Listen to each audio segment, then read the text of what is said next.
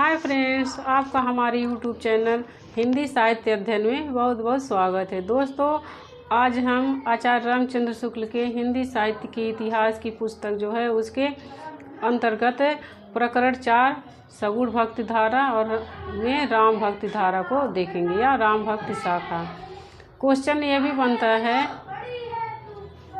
कि जैसे क्वेश्चन पूछ लेगा कि सगुण भक्ति शाखा के अंतर्गत जो राम भक्ति शाखा है वह शुक्ल जी ने किस प्रकरण में रखा है, या प्रश्न ये पूछ लेगा कि प्रकरण 4 में शुक्ल जी ने किसका वर्णन किया है। एक क्वेश्चन यहाँ से बन गया। और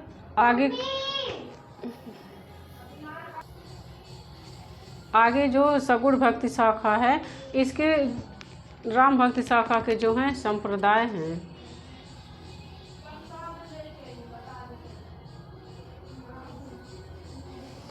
जो प्रमुख संप्रदाय हैं वह है और उनके प्रवर्तक।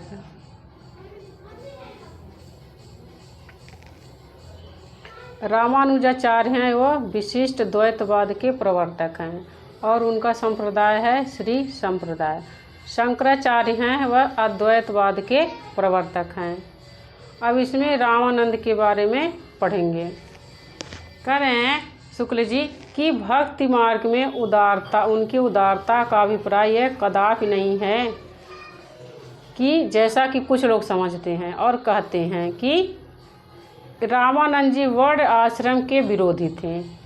वह समाज के लिए वर्ण और आश्रम की व्यवस्था मानते हुए विभिन्न कर्तव्य योजना स्वीकार करते थे।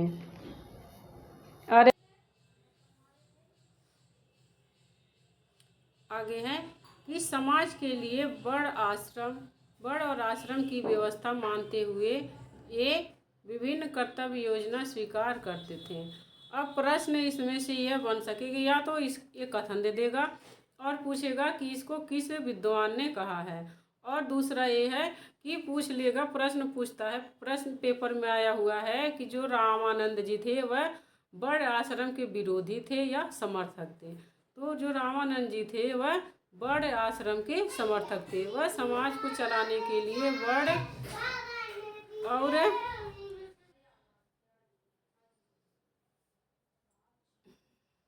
आगे है उपासना के क्षेत्र में उन्होंने सबका अधिकार, समान अधिकार स्वीकार किया, लेकिन भगवत भक्ति में किसी भी भेदभाव को आश्रय नहीं देते हैं। कह रहे हैं खाली भगवान की भक्ति करने में वो किसी भी प्रकार का भेदभाव स्वीकार नहीं करते हैं।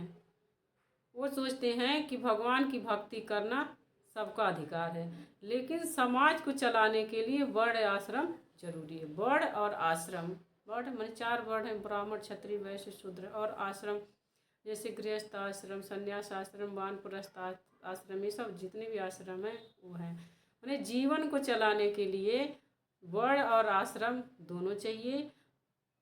वर्ण और आश्रम समाज में चाहिए। और कह रहे हैं कि लेकिन भगवान की भक्ति करने के लिए वो किसी भी जो है भेदभाव को स्वीकार नहीं करते हैं। इनके इस भाव को देखते हुए कुछ लोग कहते हैं कि जो रामानंद थे वे क्या वर्ण आश्रम के समर्थक थे। आगे प्रश्न है कि वे खुले हुए विश्व के बीच भगवान की कला की भावना करने वाले विशुद्ध वैष्णव भक्त मार्ग के अनुयायी थे।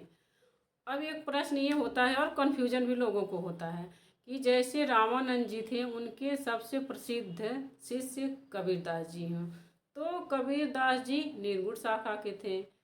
तो अब तो कुछ लोग ये अनुमान लगाते हैं कि जो इनके गुरु थे तो ये भी निर्गुण शाखा के होंगे। इसीलिए इनके बारे में यह जान लेना जरूरी है कि ये विशुद्ध माने शुद्ध वैष्णव भक्त मार्ग के अनुयायी थे। वैष्णव भक्त मतलब जो भगवान विष्णु और उनके अवतार की भक्ति करते हैं। आगे है रामानंद जी के शिष्यों के बारे में वर्णन किया गया कि रामानंद जी के 12 शिष्य थे, जिनका नाम है, इनके शिष्यों का नाम याद करना जरूरी है। पेपर में पूछ लेता है कभी कभी कि इनके कौन से शिष्य, ये इनके शिष्य हैं कि नहीं है। कभी गुरु शिष्य का नाम दे देता है। तो ये है अनंतानंद, सुखानंद, नरहरियानंद, भावानंद, पीपा, कबीर, सेन, धन्ना, रविदास। रविदास का एक नाम रैदास भी है, पद्मावती और सुरसरी। अब आगे है कह रहे हैं अनंतानंद जी के शिष्य कृष्णदास पयहारी हुए।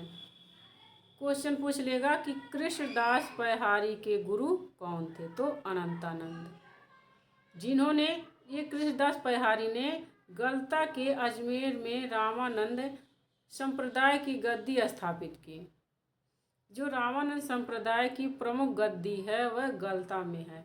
फिर उदाहरण दे रहे हैं कि यही पहली और सबसे प्रधान गद्दी है। आगे कह रहे हैं कि रामानुजा संप्रदाय के लिए दक्षिण में जो महत्व तो तादरी का था, मतलब जो रामानुजा संप्रदाय की गद्दी है दक्षिण में उसका नाम तोताद्री है।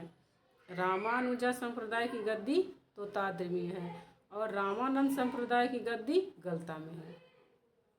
कह रहे वही महत्व रामानुजा की संप्रदाय के लिए उत्तर भारत में गलता को प्राप्त हुई। यह उत्तर भारत का तोताद्री कहलाया। यहाँ रामानंद रहेगा। रामानंद जी के शिष्य जो हैं उनके संप्रदाय के लिए उत्तर भारत में गलता को प्राप्त हो, जो यह उत्तर का तोताद्री कर, माने जो गलता है उसे उत्तर का तोताद्री कहते हैं। ये मुख्य इम्पोर्टेंट है। इससे प्रश्न ये बना देगा कि जो उत्तर का तोताद्री किसे कहते हैं, या गलता में जो गद्दी है रामानंद संप्रदाय की उसे किस नाम से जाना जाता है, रामानुजा संप्रदाय की गद्दी है उसे किस नाम से जाना जाता है। तो रामानुजा संप्रदाय की गद्दी को तोताद्री कहते हैं और रामानंद जी के संप्रदाय की गद्दी जो गलता में है उसे उत्तर तोताद्री कहते हैं। आगे प्रश्न है कृष्णदास पयहारी के दो शिष्य हुए, अग्रदास और किल्लदास। अब किल्लदास ने ही तपसी शाखा का प्रवर्तन किया। किल्लदास ने तपसी शाखा को चलाया था। आगे अब तुलसीदास जी के बारे में है कथन कि तुलसीदास जी स्मार्त वैष्णव थे। वैष्णव माने जो विष्णु की भक्ति करता। विष्णु में इन्होंने राम को आधार बनाया था अपनी भक्ति का। अब तुलसीदास जी जो हैं शुक्र जी के फेवरेट कवि हैं, पसंदीदा कवि। इनकी इन्होंने बहुत तारीफ की है। जितना तारीफ तुलसीदास जी की और जायसी की है उतना शायद ही किसी कवि की होगी।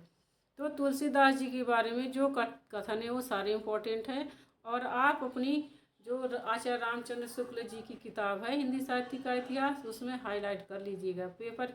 पेपर में जब प्रश्न पूछता है तो परीक्षा की दृष्टि से ये इम्पोर्टेंट है। आगे देखते हैं।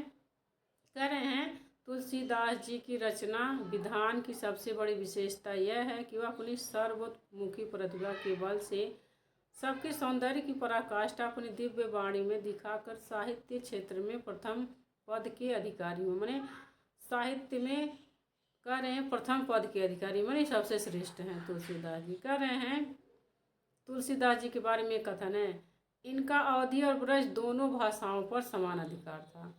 ये दोनों भाषाओं में अच्छी रचना लिख लेते हैं।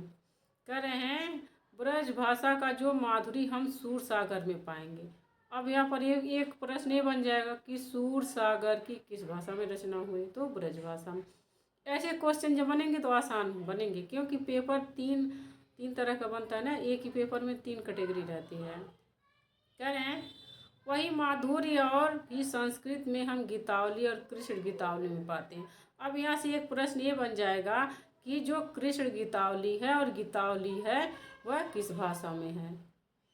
कहें ठेठ अवधि का जो मिठास हमें जायसी की पद्मावत में मिलती है वही जानकी मंगल, पार्वती मंगल, बरवे रामायण, रामलला नहचू में हम पाते हैं।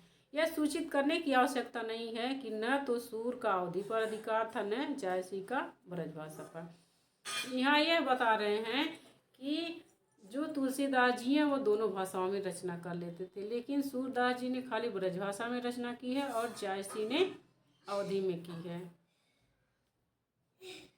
अब आगे है कि सूरदास जी की रचना में संस्कृत की कोमल कांत पदावली और अनुप्रासों की यह विचित्र योजना है जो गोस्वामी जी की रचना में है। अब यहाँ पर सूरदास जी के बारे में बता रहे हैं कि जो उनकी है संस्कृत की कोमल कांत पदावली और अनुप्रासों की विचित्र योजना नहीं है सूरदास जी में, लेकिन गोस्वामी तुलसीदास में है। आगे है कह रहे हैं प्रश्न पूछेगा कि गोस्वामी तुलसीदास जी ने किस रचना को सूरदास के अनुकरण पर लिखी थी। तो कह रहे हैं गीतावली की रचना गोस्वामी जी ने सूरदास जी के अनुकरण पर की है। यहाँ पर यह जान लेना जरूरी है कि जो तुलसीदास जी हैं इनकी 12 रचनाएं हैं। शुक्ल जी ने इनकी 12 रचनाएं मानी हैं और कुछ रचनाएं अवधि में हैं और कुछ ब्रजभाषा में हैं। तो जो है विनय पत्रिका है, कवितावली है, कृष्ण गीतावली है, ये सब इनकी ब्रजभाषा की रचनाएं हैं। जानकी मंगल, पार्वती मंगल, बरवे रामायण, रामलला नहछु और रामचरितमानस, ये इनकी अवधि भाषा में रचनाएं हैं। जो वैराग्य संदीपनी है उनका यह भी ब्रजभाषा में लिखा गया है। आगे है हिंदी काव्य की सब प्रकार की रचना शैली ऊपर गोस्वामी जी ने अपना आसन प्रतिष्ठित किया। यह उच्चता और किसी को प्राप्त नहीं है। कह रहे हैं कि जितने भी प्रकार की रचना करने की शैली होती है उसमें सब में जो है इनका आसन सबसे ऊपर है। और ये इम्पोर्टेंट कथन है कि भारतीय जनता का प्रतिनिधि कवि यदि किसी को कह सकते हैं तो इन्हीं महानुभाव को, यानी तुलसीदास जी को। ये मोस्ट इम्पोर्टेंट कथन है, ये मोस्ट इम्पोर्टेंट है कथन। रामचरितमानस के उत्तर कांड में उन्होंने ज्ञान की अपेक्षा भक्ति को कहीं अधिक सुसाध्य और आशु फलदायिनी का, ये नेट के पेपर में आया हुआ है। कह रहे हैं कि जो रामचरितमानस का जो उत्तर कांड है उसमें इन्होंने ज्ञान और जो भक्ति है, ज्ञान को भक्ति की अपेक्षा अधिक आसान बताया है और जल्दी फल देने वाला। आशु फलदायिनी माने जल्दी शीघ्रता से फल प्राप्त हो जाए। तो प्रश्न पूछ लेगा कि गोस्वामी तुलसीदास जी ने ज्ञान और भक्ति को अधिक सुसाध्य और आशु फलदायिनी रामचरितमानस के किस कांड को कहा है? तो ये हो जाएगा उत्तरकांड। आगे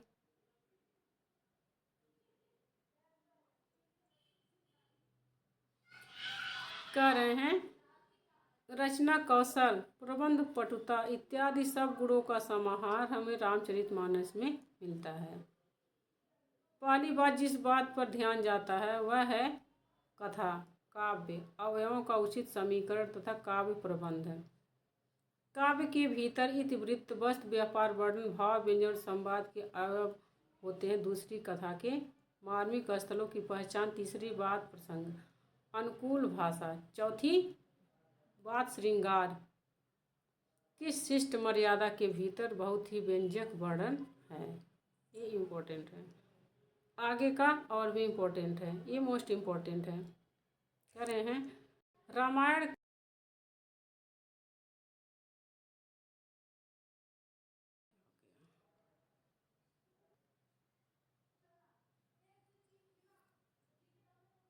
जो आगे है यह इम्पोर्टेंट है कि रामायण का कुछ अंश विशेषतः किष्किंधा कांड काशी में रचा गया। प्रश्न पूछा जाता है कि रामचरितमानस का कौन सा खंड काशी में रचा गया था? तो किष्किंधा कांड। आगे है ब्रज भाषा में रीति ग्रंथ लिखने वाले चिंतामणि को ही सर्वमतिराम, भिखारीदास इत्यादि अधिकतर कवि अवध के थे और ब्रज भाषा के सर्वमान्य माने जाते हैं। यहाँ पर यह बताने की कोशिश कर रहे हैं शुक्ल जी कि किसी भी भाषा में रचना लिखने के लिए यह जरूरी नहीं है कि जो वह कवि है वह वहीं का निवासी हो। कह रहे हैं कि जो ब्रज भाषा में रीति ग्रंथ लिखने वाले चिंतामणि और मतिराम हैं और भिखारीदास हैं इत्यादि कवि अयोध्या के थे, लेकिन उन्होंने क्या ब्रज भाषा में अपनी रचना की और वो प्रसिद्ध भी हुए। उनकी रचनाओं को पढ़ के ऐसा लगेगा ही नहीं कि ये ब्रज भाषा की, ब्रज क्षेत्र के नहीं है। फिर आगे कह रहे हैं, ये तो इम्पोर्टेंट है कथन है भिखारीदास का। भिखारीदास कहते हैं कि ब्रज भाषा हेतु ब्रजवास ही न अनुमानो। कह रहे हैं अगर जो किसी ने ब्रज भाषा में रचना लिखी है तो आप यह अनुमान मत लगाइए कि वह वहाँ का ही निवासी होगा। आगे है राम के प्रामाणिक चरित्र द्वारा जीवन भर बना रहने वाला प्रभाव उत्पन्न करना चाहते थे और काव्य के समान केवल अस्थायी रसानुभूति मात्र नहीं। यहाँ पर तुलसीदास जी के बारे में कह रहे हैं कि जो तुलसीदास जी हैं वह रामचरितमानस के द्वारा समाज में जो राम का एक आदर्श रूप है वह जीवन भर बना रहने वाला उत्पन्न करना चाहते थे। इसीलिए उन्होंने क्या प्रबंध काव्य चुना, प्रबंध काव्य लिखा। काव्य के केवल थोड़े अल्पस्थायी माने थोड़े समय के लिए बस लोगों के अंदर रस पैदा कर देना, जैसे भक्ति रस होता है ना, वियोग रस, ये सब रस उत्पन्न कर देना मात्र उनका उद्देश्य नहीं था, उनका उद्देश्य व्यापक था। आगे है स्वामी अग्रदास कृष्णदास पैहारी इनके गुरु थे। स्वामी अग्रदास जो थे वह कृष्णदास पैहारी इनके गुरु थे। अग्रदास के बारे में बताया जा रहा है कि कृष्ण पैहारी दास अग्रदास के गुरु थे। अन्य कवि नावादास, प्राणचंद चौहान, हृदयराम, ये सब राम भक्ति शाखा के अन्य कवि हैं। आगे है, ये इम्पोर्टेंट है, कर रहे हैं प्रेम और श्रद्धा अर्थात पूज्य बुद्धि दोनों के मेल से भक्ति की निष्पत्ति होती है। ये इम्पोर्टेंट कथन है। कह रहे हैं श्रद्धा धर्म की अनुगामिनी है। जहाँ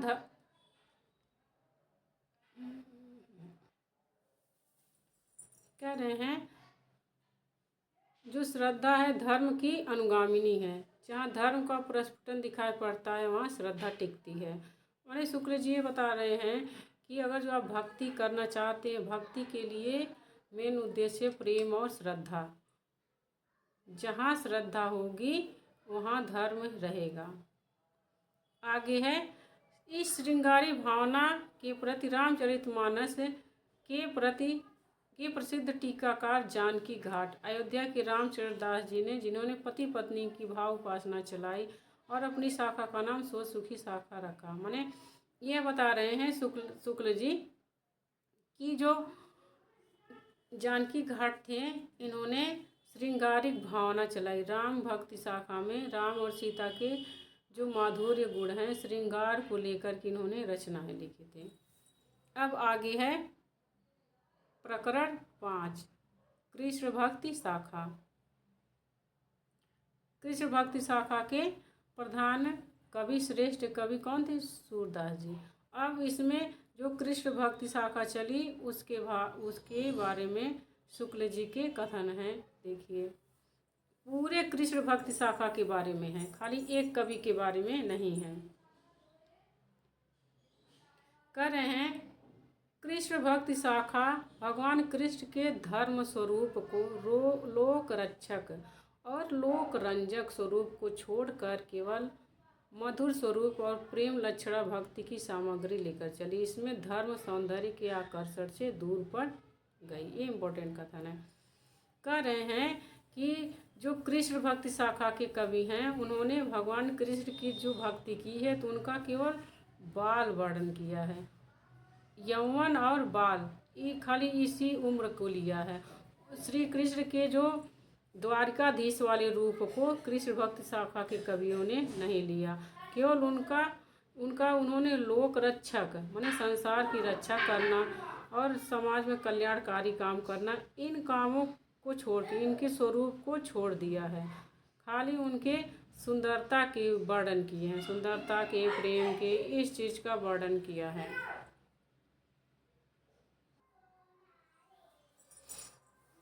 आगे है कृष्ण भक्ति शाखा भगवान कृष्ण के, ये तो हो गया। आगे है कृष्ण भक्त कवियों के संबंध में यह कह देना आवश्यक है कि वे अपने रंग में मस्त रहने वाले जीव थे। तुलसीदास जी के समान लोक संग्रह का भाव इनमें न था। समाज किधर जा रहा है इस बात की परवाह ये नहीं करते। यह जो है आचार्य रामचंद्र शुक्ल जी ने कृष्ण भक्ति शाखा के कवियों के बारे में बता रहे हैं कि ये समाज के बारे में इन्होंने रचनाएं नहीं लिखी, केवल अपने ही रंग में मस्त रहने वाले जीव थे। समाज के अंदर जो बुराइयां हैं उन्हें दूर करने का और भी जो सारे हैं वो इनके अंदर वो चीज़ नहीं थी। खाली श्री कृष्ण की इन्होंने बाल लीला का वर्णन किया है। और जो श्री कृष्ण का और रूप है लोक रक्षक और लोक रंजक, और जो श्री कृष्ण द्वारिकाधीश थे जिसने गीता का उपदेश दिया, श्री कृष्ण के उस स्वरूप को कृष्ण भक्त कवियों ने नहीं छुआ। आगे है किसी देश की काव्य धारा के मूल प्राकृतिक स्वरूप का परिचय हमें चिरकाल से चले आते हुए इन्हीं गीतों से मिल सकता है। ये कृष्ण भक्ति शाखा के कवियों के बारे में बता रहे हैं।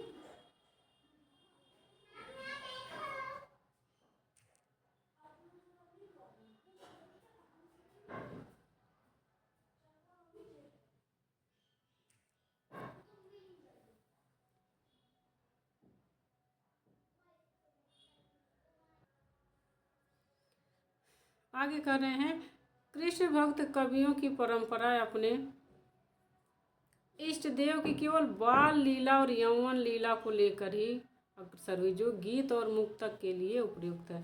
कह रहे हैं, ये बता रहे हैं कि प्रबंध काव्य के लिए जो चाहिए सामग्री वह कृष्ण भक्त शाखा के कवियों ने जो ली है वह अपर्याप्त है, क्योंकि प्रबंध काव्य लिखने के लिए प्रबंध काव्य की परिभाषा ही यही है कि किसी भी जो प्रसिद्ध व्यक्ति है उसके पूरे जीवन और उस समय का जो समाज है, उस समय की जो स्थितियां थी, राजनीतिक सामाजिक सब स्थितियों को प्रबंध काव्य में लिया जाता है। तो कह रहे हैं कि कृष्ण भक्त के जो कवि थे अपने इष्ट देव श्री कृष्ण की, उन्होंने केवल बाल लीला और यौवन लीला को लेकर ही रचनाएं की हैं, उनके और स्वरूप को उन्होंने छोड़ दिया है।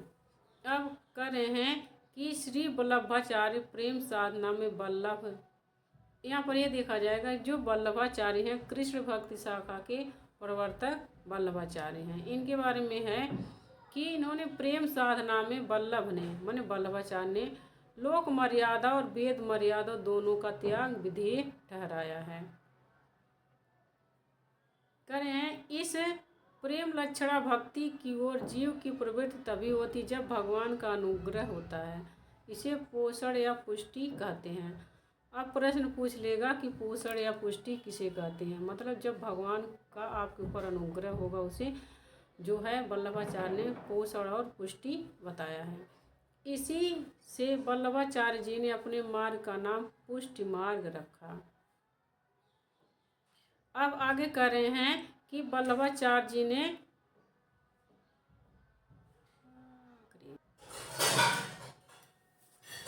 वल्लभाचार्य जी 3 प्रकार के जीव माने हैं। एक है पुष्ट जीव जो भगवान के अनुग्रह का ही भरोसा रखता है, ये इम्पोर्टेंट है, जितने भी जीव दिए हैं यह पेपर की दृष्टि से इम्पोर्टेंट है।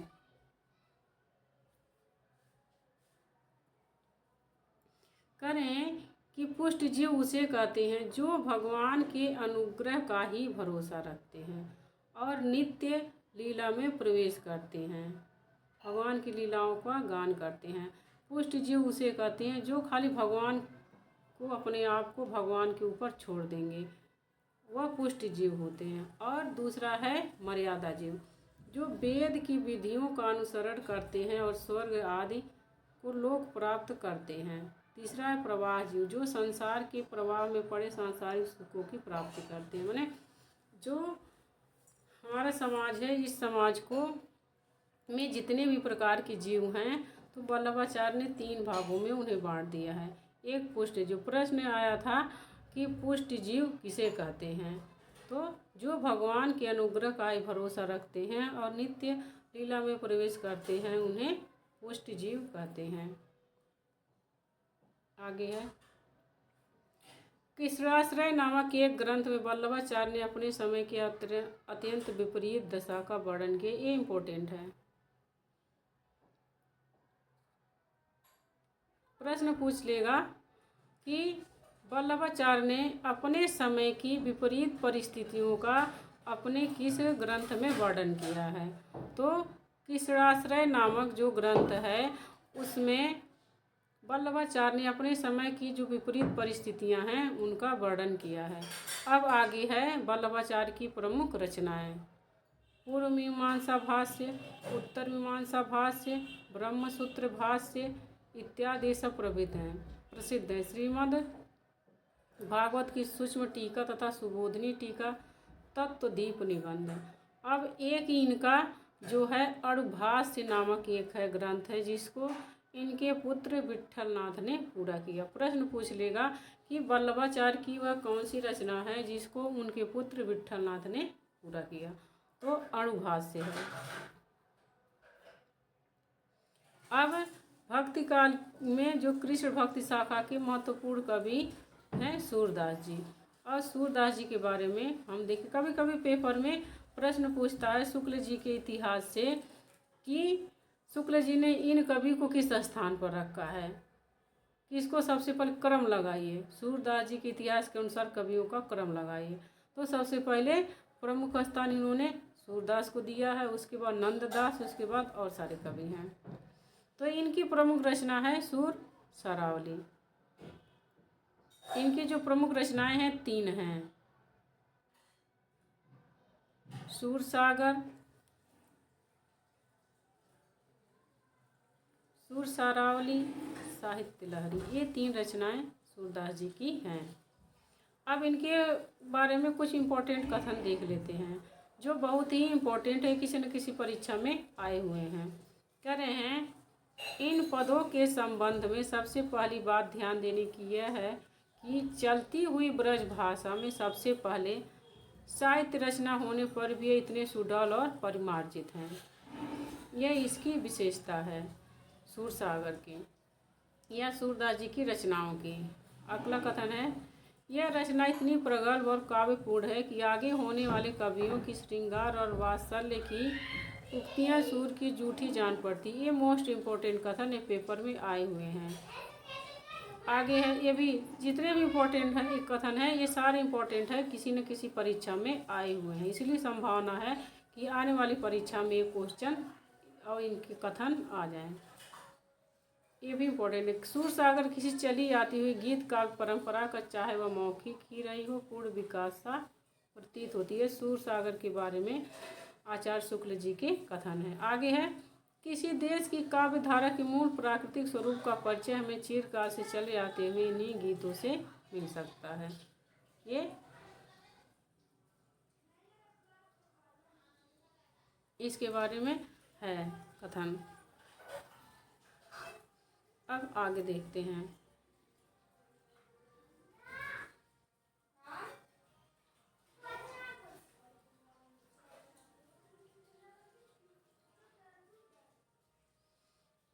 ये भी इम्पोर्टेंट है। सूरदास जी और तुलसीदास जी के बारे में शुक्ल जी कह रहे हैं कि जिस प्रकार रामचरित का गान रहेगा, गान करने वाले गान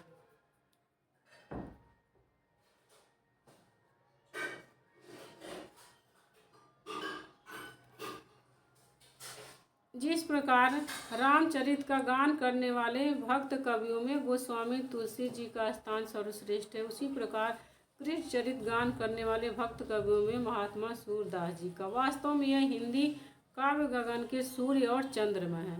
जो तन्मयता इन दोनों भक्त शिरोमणि कवियों की बाड़ी में पाई जाती है और अन्य कवियों में कहाँ। माने सूरदास जी को और तुलसीदास जी को इन्होंने सूर्य और चंद्र कहा है, तो इसमें सूरदास जी को सूर्य, तुलसीदास जी को चंद्रमा कहा है, माने इन्होंने उपमा दी है। आगे है यद्यप तुलसीदास के समान सूर्य का काव्य क्षेत्र इतना व्यापक नहीं है कि उसमें जीवन की विभिन्न दिशाओं का समावेश हो, पर जो परिमित पूरे भूमि उनकी वाणी ने संचरण किया उसका कोई कोना अछूता न छूटा। श्रृंगार और वात्सल्य के क्षेत्र में जहाँ तक इनकी दृष्टि पहुँची है वहाँ तक और किसी कवि की नहीं। ऐसा कहा जाता है, ये कथन देता है कि संपूर्ण हिंदी साहित्य की जो उक्तियाँ हैं वह सूरदास की झूठी हैं। यह किसका कथन है? तो आचार्य शुक्ल जी का कथन है। इसमें प्रश्न पूछ लेगा या सीधे दे देगा, इसको कथन ही दे देगा, बोलेगा किसका कथन है। इसमें से यह प्रश्न बनता है कि जो पूरा भक्ति साहित्य है या संपूर्ण कृष्ण की बाल लीला का जो साहित्य है उसमें जितने भी हैं सारी उक्तियाँ सूरदास की झूठी जान पड़ती है। किस कवि ने किस विद्वान ने कहा है?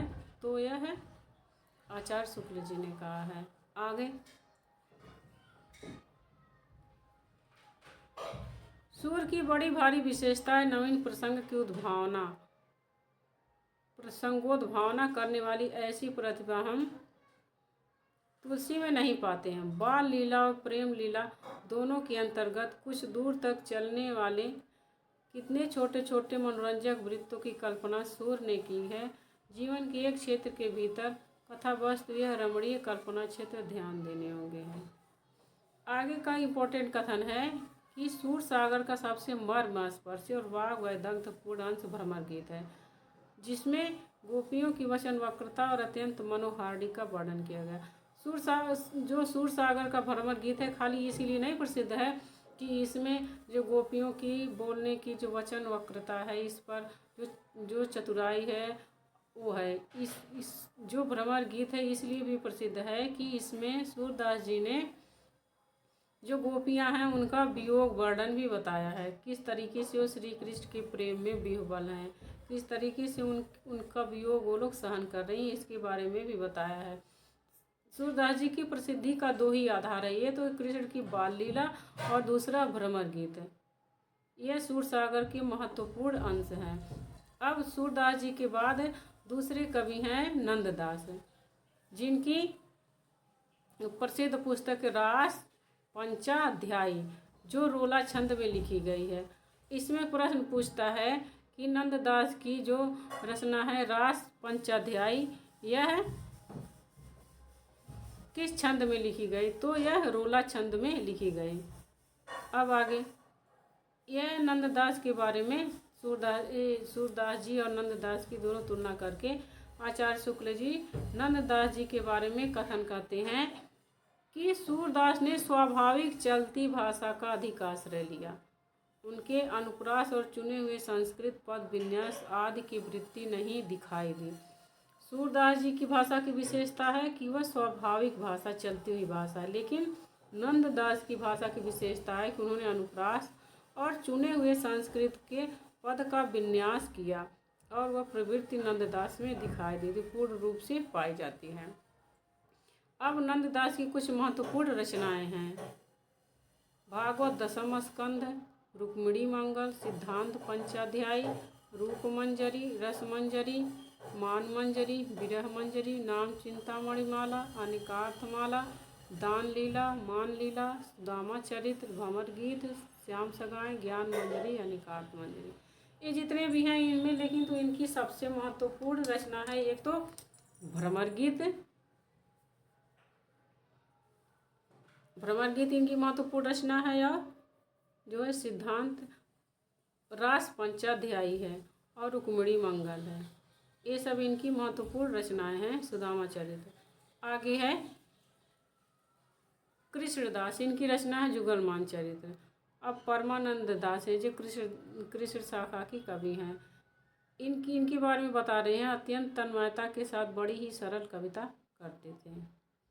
तो इनकी जो रचना है परमानंद सागर है। कुंभन दास कहते हैं कि वे पूरे विरक्त और धन मान मर्यादा की इच्छा से कोसों दूर थे। प्रश्न पूछ लेगा कि कौन से कवि जो भक्त कवि हैं वह विरक्त थे और उन्हें किसी प्रकार की लालच नहीं थी।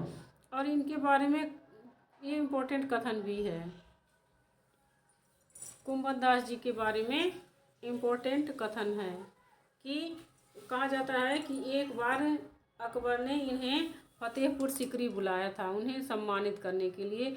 अकबर जो मुग़ल सम्राट है, मुग़लों में सबसे अच्छा अकबर को माना जाता है, यह लोगों का सम्मान करता। तो इसने अनेक बुराइयां भी समाज से ख़त्म करने की कोशिश की। तो जब कुंभन दास जी वहाँ गए तो इन्होंने कहा संतन को कहाँ सीकरी सुकाम, माने फतेहपुर सिकरी। कह रहे हैं इसमें ये नेट में पेपर पूछा गया, यह कथन दे दिया था कि संतन को कहाँ सीकरी सुकाम। तो उसमें प्रश्न आया था कि सीकरी का क्या अर्थ है, तो सीकरी का अर्थ है फतेहपुर सिकरी। कह रहे हैं आवत जात पनहिया टूटी बिसर गयो हरिनाम, जिनको मुख देखे दुख उपजत तिनको करबे परी सलाम। कुंभन दास लाल गिरधर बिनु और सबय बेकाम।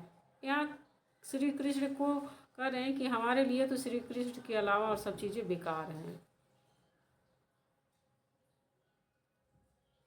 आगे जो हैं वो चतुर्भुज दास जी हैं। चतुर्भुज दास ये कुंभन दास जी के पुत्र थे। और कृष्ण भक्ति शाखा के कवियों में उम्र में सबसे बड़े कुंभन दास जी थे। इनकी भाषा चलती और सुव्यवस्थित है। इनके 3 ग्रंथ हैं, द्वादश यश, भक्ति प्रताप तथा हितजू को मंगल। उसके बाद जीत स्वामी, गोविंद स्वामी, गदाधर भट्ट, स्वामी हरिदास, सूरदास, मदन मोहन, ध्रुवदास, ये सब क्या हैं? ये सब कृष्ण भक्त शाखा के अन्य कवि हैं। अब आगे हित हरिवंश जी हैं।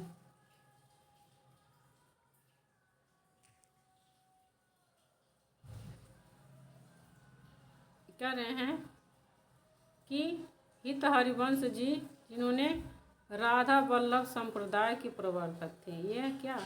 ये राधा वल्लभ संप्रदाय के प्रवर्तक थे हित हरिवंश जी। कह रहे हैं ये संस्कृत के अच्छे विद्वान और भाषा के अच्छे मर्मज्ञ थे।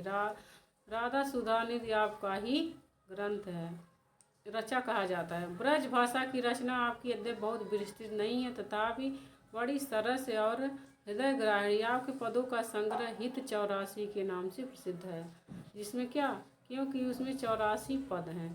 प्रश्न पूछ लेगा जो हित 84 है वह किसकी रचना है, या हित 84 में कितने पद हैं, ऐसे प्रश्न बनते हैं शुक्ल जी की पुस्तक से। ये इम्पोर्टेंट है, मोस्ट इम्पोर्टेंट है। कह रहे हैं आपकी रचना की मधुरता के कारण, माने जो हित हरिवंश जी हैं इनकी रचना की मधुरता के कारण इन्हें श्री कृष्ण जी के वंशी के अवतार ये कहे जाते हैं। आगे अन्य कवियों में मीराबाई हैं। अब यहाँ से प्रश्न पूछ लेगा कि जोधपुर नगर बसाने वाले कौन थे। जोधपुर के बसाने वाले प्रसिद्ध राव जोधा जी की प्रपौत्री थी। इनकी प्रमुख जो रचनाएं हैं नरसिंह जी का मायरा, गीत गोविंद टीका और राग सोरठ के पद हैं। मीराबाई के बारे में यह कहा जाता है कि इनकी भक्ति क्या थी, माधुर्य भाव की थी। यह श्री कृष्ण को अपना पति मान के भक्ति करती थी। आगे के कवि हैं श्री भट्ट। इनकी कविता सीधी सादी और चलती भाषा में है, पद भी प्रायः छोटे छोटे हैं। व्यास जी, हरिराम व्यास, प्रेम को इन्होंने शरीर और व्यवहार से अलग अतन अर्थात मानसिक या आध्यात्मिक वस्तु का है। ज्ञान, वैराग्य और भक्ति तीनों पर बहुत से पद और साखियाँ इनकी मिलती हैं। यह इनके बारे में, भट्ट के बारे में हमने इस वीडियो में हमने उन्हीं कथनों को लिया है जो किसी न किसी परीक्षा में आए हुए हैं। आगे है रसखान। इनकी भाषा चलती, सरल और आडंबर मुक्त होती है। शुद्ध ब्रज भाषा का जो चलतापन और सफाई उनकी और घनानंद की रचनाओं में है वह अन्यत्र दुर्लभ है। ये कथन रसखान के बारे में। अनुप्रास की सुंदर छटा होते हुए भी भाषा की चुस्ती और सफाई कहीं नहीं जाने पाई है। बीच बीच में भावों की बड़ी सुंदर व्यंजना है। लीला पक्ष को लेकर उन्होंने बड़ी रंजनकारी रचनाएं की हैं। इनकी जो रचनाएं हैं, प्रमुख रचनाएं हैं प्रेम वाटिका और सुजान रसखान। अब हम यहीं पर अपना वीडियो ख़त्म करते हैं। अगर जो आपको मेरा यह वीडियो अच्छा लगे, ऐसा लगे कि आपके किसी काम की है, तो आप हमारे चैनल को सब्सक्राइब करिए। और अगर जो आपको लगे कि कोई कमी है तो आप बताइए, मैं वह कमी दूर करने की कोशिश करूँगी। आप कमेंट कर सकते हैं हमें कभी भी। मिलते हैं नेक्स्ट वीडियो में, तब तक के लिए नमस्कार।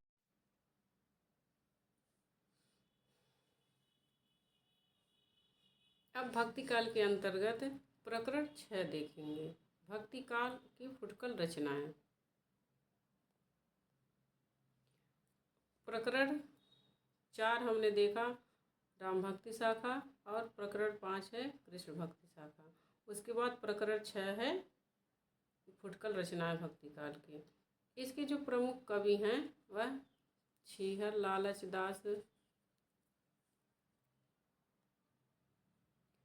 कृपाराम महापात्र, नरहरि बंदीजन, आलम, महाराज टोडर मल, गंग मनोहर कवि, बलभद्र मिश्र, जमाल, कादिर, मुबारक, बनारसी दास, सेनापति, पोहकर कवि, सुंदर लाल, ये सब जो हैं ये उसके कवि हैं। अब सबसे पहले नरोत्तम दास का जिक्र किए हैं फुटकल रचनाओं में। फुटकल रचनाओं के जो कवि हैं उसमें शुक्ल जी। नरोत्तम दास इनकी प्रमुख रचना सुदामा चरित ये छोटा है। सुदामा चरित है जिसमें इनका प्रसिद्ध जो है काव्य है वह है जब सुदामा जी कृष्ण के यहाँ जाते हैं तब का शीश पगान झगा, ऐसे करके 4 लाइन में है। फिर लास्ट में कहते हैं आए तैने कित हाय महासुख पाए दुख पाए सखा तुम आए नहीं तय कितय दिन खोए, पानी परात को हाथ छुओ नहीं नैनन के जल से पग धोए। जो सुदामा चरित का है नरोत्तम दास का, यह बहुत ही महत्वपूर्ण काव्य है। परीक्षा की दृष्टि से यह बहुत महत्वपूर्ण है। प्रश्न उसमें से पूछ लेता है कि पानी परात को हाथ छुओ नहीं नैनन के जल से पग धोए, इसके कौन से कवि हैं या यह किस रचना की है पंक्तियाँ। एक वीडियो में पंक्तियों पर बनाऊंगी जो महत्वपूर्ण पंक्तियाँ हैं पेपर में आई हुई हैं, तो मैं सारे जितने भी इम्पोर्टेंट काव्य पंक्तियाँ हैं उनको लेके आऊँगी, उनको देख लूँगी। करें इसकी रचना बहुत ही सरस और हृदय ग्राहणी है और कवि की भावुकता का परिचय देती है। भाषा बहुत ही परिमार्जित और व्यवस्थित है। बहुत तेरे कवियों के समान भर्ती के शब्द और वाक्य नहीं हैं। इसमें ध्यान देने की बात यह है जो साहित्य का इतिहास है शुक्ल जी का, इसमें से क्वेश्चन कथनों में से पूछ लेता है या वो कथन दे देगा, पूछ लेगा कि यह किस विद्वान का है। अब केशव दास के पीछे तो जैसे शुक्ल जी हाथ धो के पड़ गए हैं, इनकी जरा सा भी तारीफ नहीं की है और इनकी आलोचना किए हैं। कह रहे हैं केशव दास काव्य में अलंकार का प्रधान स्थान समझने वाले चमत्कारी कवि थे। केशवदास जी के बारे में यह प्रसिद्ध है कि क्या ये अलंकारवादी काव्य हैं और उन्होंने लिखा भी है कि जदब सुजात सुलक्षण सुवर्ण सरस सुवृत्त, ये वाला जो काव्य है वह अलंकार को ही महत्व देते हैं। आगे है अब अलंकारों में लक्षण इन्होंने दंडी के काव्य दर से बहुत सी बातें, अमर चरित काव्य काल्पलता वृत्ति और केशव मिश्र कृत अलंकार शेखर से ली हैं। अलंकार की जो बातें हैं शुक्ल जी कह रहे हैं कि इन्होंने इन सारे कवियों से ली है। दंडी के काव्य दर्श से ली है, अमर चरित के काव्य काल्पलता से और केशव मिश्र के अलंकार शेखर से जो अलंकार इन्होंने लिखा है रस प्रिया है रसिक प्रिया है ऐसी इनकी रचनाएं हैं उसमें इन्होंने ली हैं। कह रहे हैं केशव के 50 से 60 वर्ष पीछे हिंदी में लक्षण ग्रंथों की जो परंपरा चली वह केशव के मार्ग पर नहीं चली। कुछ विद्वान जो कुछ आलोचक हैं वह रीतिकाल का शुरुआत केशवदास से मानते हैं, लेकिन शुक्ल जी केशवदास से रीतिकाल की शुरुआत नहीं मानते हैं, वह चिंतामणि त्रिपाठी से रीतिकाल की शुरुआत मानते हैं। आगे है काव्य के स्वरूप के संबंध में तो यह है रस की प्रधानता मानने वाले काव्य प्रकाश और साहित्य दर्पण की पक्ष पर रही और अलंकारों के निरूपण में उसने अधिकतर चंद्रलोक और कुवलयानंद का अनुसरण किया। अब बता रहे हैं कि इन्होंने जो अपना इनका काव्य ग्रंथ है वह किस आधार पर है, तो ये इम्पोर्टेंट कथन है। इसी से केशव की अलंकार लक्षण हिंदी में प्रचलित अलंकार लक्षणों से नहीं मिलते। केशव ने अलंकारों पर कवि प्रिया और रस प्रिया और रसिक प्रिया लिखी है। अलंकारों पर कवि प्रिया और रस पर रसिक प्रिया रचनाएं लिखी हैं। प्रश्न पूछ लेता है कवि प्रिया में केशवदास ने किसका जिक्र किया है, तो अलंकारों का। रसिक प्रिया किस पर है, रसों पर। और इनकी प्रमुख रचनाएं हैं कवि प्रिया, रसिक प्रिया, रामचंद्रिका, यहाँ रामचंद्रिका रहेगा।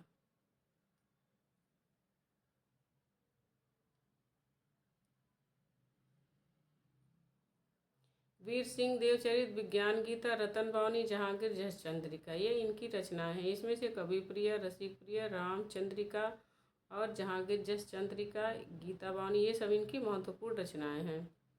अब शुक्ल जी ने क्या कहा है इनको, क्या केशवदास को कठिन काव्य का प्रेत ये उपाधि दे दी है और ये उपाधि प्रसिद्ध हो गई है कि कह रहे हैं आचार्य शुक्ल ने केशव को कठिन काव्य का प्रेत कहा है।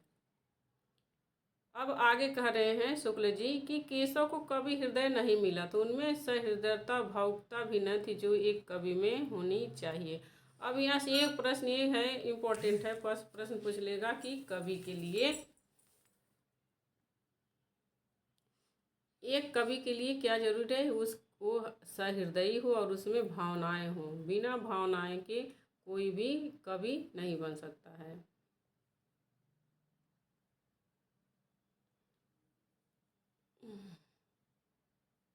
कह रहे हैं वे संस्कृत साहित्य की सामग्री लेकर अपने पांडित्य और रचना कौशल की धाक जमाना चाहते थे, पर इस कार्य में सफलता प्राप्त करने के लिए भाषा पर जैसा अधिकार चाहिए वैसा उन्हें न था।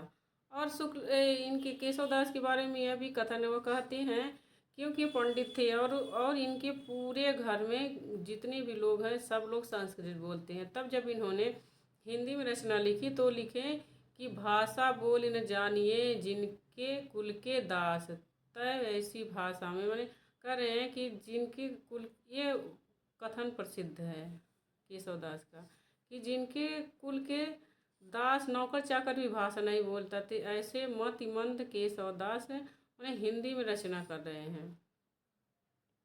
अपनी रचनाओं उन्होंने अनेक संस्कृत काव्यों की पंक्तियाँ लेकर भरी हैं, पर उन उक्तियों को स्पष्ट रूप से व्यक्त करने में उनकी भाषा बहुत कम समर्थ हुई। पदों और वाक्यों की न्यूनता, असक्त फालतू शब्दों के प्रयोग और संबंध के अभाव के आदि के कारण भाषा अप्रांजल और उभड़ खाभड़ हो गई। ये सब जितने भी केशवदास के बारे में शुक्ल जी के कथन हैं ये सारे इम्पोर्टेंट हैं। तात्पर्य है स्पष्ट रूप से व्यक्त भी नहीं हो सका। केशव की कविता जो कठिन कही जाती है उसका प्रधान कारण उनकी यह त्रुटि है, उनके मौलिक भावनाओं की गंभीरता या जटिलता नहीं है।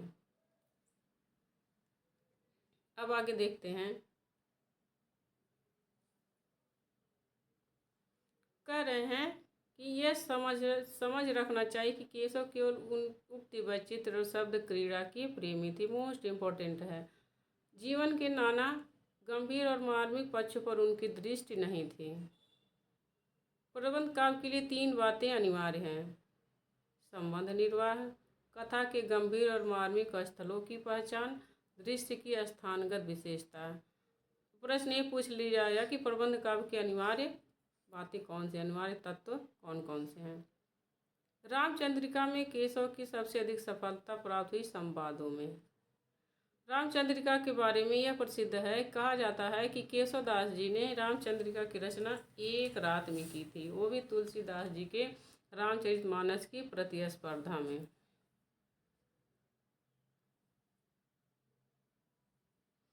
करें रसिक प्रिया की रचना प्रौढ़ है, उदाहरण में चतुराई और कल्पना से काम लिया गया है और पद विन्यास भी अच्छे हैं। इन उदाहरणों में वाक वैदग्ध्य के साथ साथ सरसता भी बहुत कुछ पाई जाती है। विज्ञान गीता संस्कृत के प्रबोध चंद्रोदय नाटक के ढंग की पुस्तक इम्पोर्टेंट है कि विज्ञान गीता संस्कृत के किस नाटक के आधार पर है, तो प्रबोध चंद्रोदय।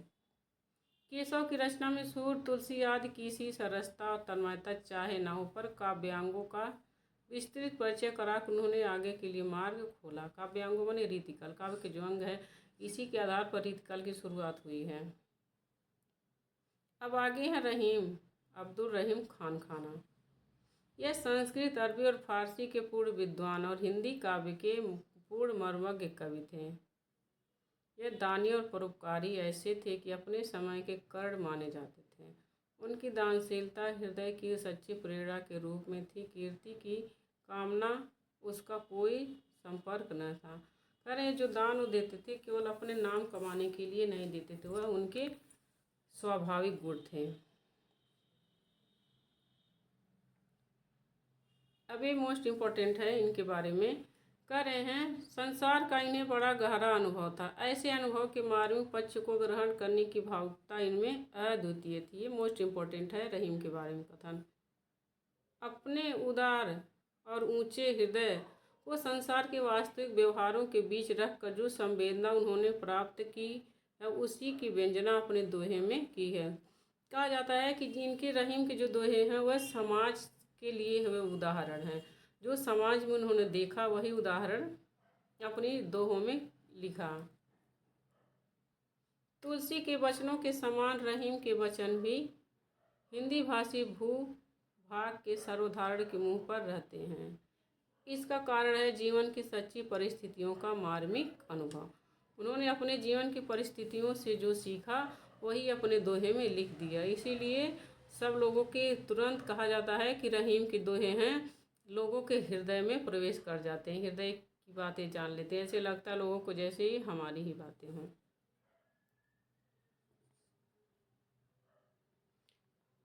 रहीम के दोहे वृंद गिरधर के पदों के समान कोरी नीति के पद्य नहीं हैं, उनमें मार्मिकता है, उनके भीतर से सच्चा हृदय झांक रहा है।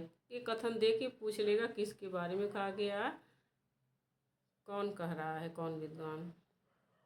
जीवन की सच्ची परिस्थितियों के मार्मिक रूप को ग्रहण करने की क्षमता जिस कवि में होगी वही जनता का प्यारा कवि होगा। ये रहीम के बारे में है, ये मोस्ट इम्पोर्टेंट है क्योंकि इसमें रहीम का नाम नहीं दिया। पूछ ले गए किस कवि के बारे में, शुक्ल जी कह रहे हैं, या ये पूछ लेगा कि किस कवि की रचना। यही ऐसे प्रश्न पूछता है, या ये पूछ लेगा कि ये किस कवि की रचना है और इसके कवि किस कवि के बारे में कहा गया या किस विद्वान ने कहा है। जितने भी इसमें रहीम के बारे में कथन है ये सारे इम्पोर्टेंट हैं। कह रहे हैं जीवन की सच्ची परिस्थितियों के मार्मिक रूप, ये हो गया रहीम का हृदय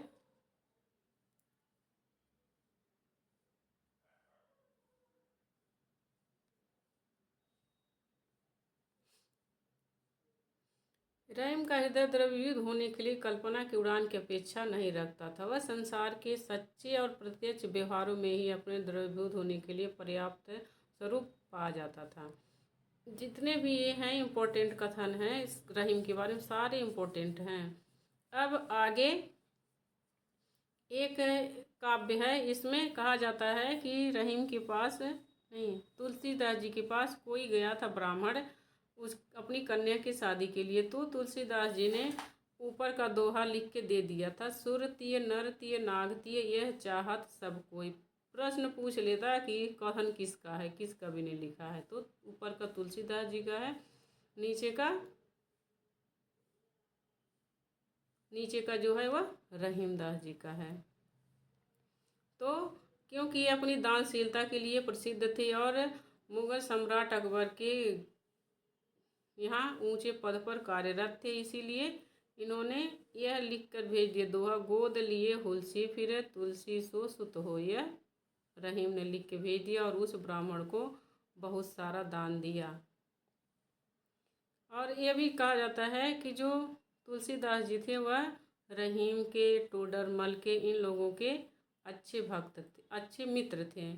जो अमृतलाल नागर ने मानस का हंस लिखा है उसमें यह बताया है कि जो टोडरमल थे और रहीमदास जी थे वह तुलसीदास जी के मित्र थे।